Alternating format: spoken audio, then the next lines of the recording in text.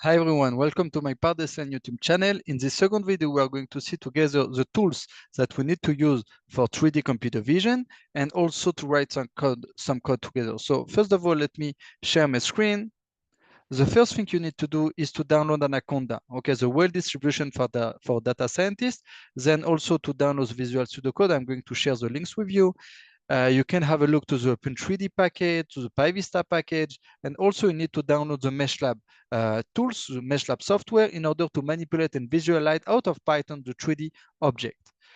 So let's start with Anaconda prompt. So in order to get this terminal, you need to, after downloading Anaconda, just to write prompt to the visual, to the Windows tab, and then you will get this terminal.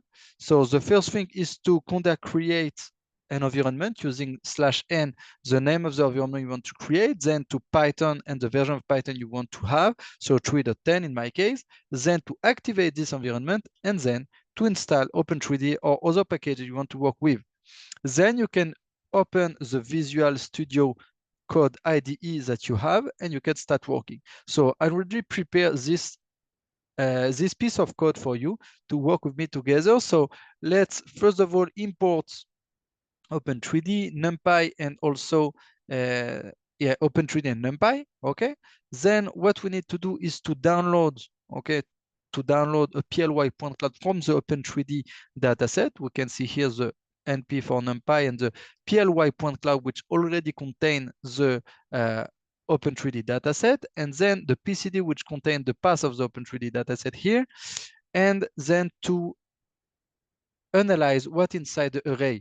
So when I get the attribute of points from the PCD, okay, object, what I get in the array, okay, I get the shape of around 200,000 and trees for X, Y, Z. So it's the number of points, okay? Then I can also have the colors. So to get the colors, I need the attribute color of the PCD. So PCD object gets the attribute of colors. And so I can also see the same shape, okay? And I can see that my color are from 0 to 1, so normalized color. Then in order to visualize it using the Open3D windows, I need to O3D visualization.draw geometry of my PCD. These are not an obligation, you are not obliged to write that, but in this case is the by default view from Open3D. So let's see that together. Okay, we obtain this kind of 3D window. It's very nice chair in the living room, okay? Then what I want to do is to download the PCD in PLY extension. Let's do that, and then let's open it, okay? Let's open it using living room. This is our using the MeshLab software. Okay, this is very interesting. You see, it's not the same orientation because the camera is not the same place as we get some settings in the Python. So you can see here that the color are also saved, okay, in the MeshLab. So it's a well tools to manipulate and see that. You can also with Alt and the scrolling to get the points bigger or smaller, okay, and so on. Let's continue. You can do that now with another point cloud, which is the EaglePointCloud.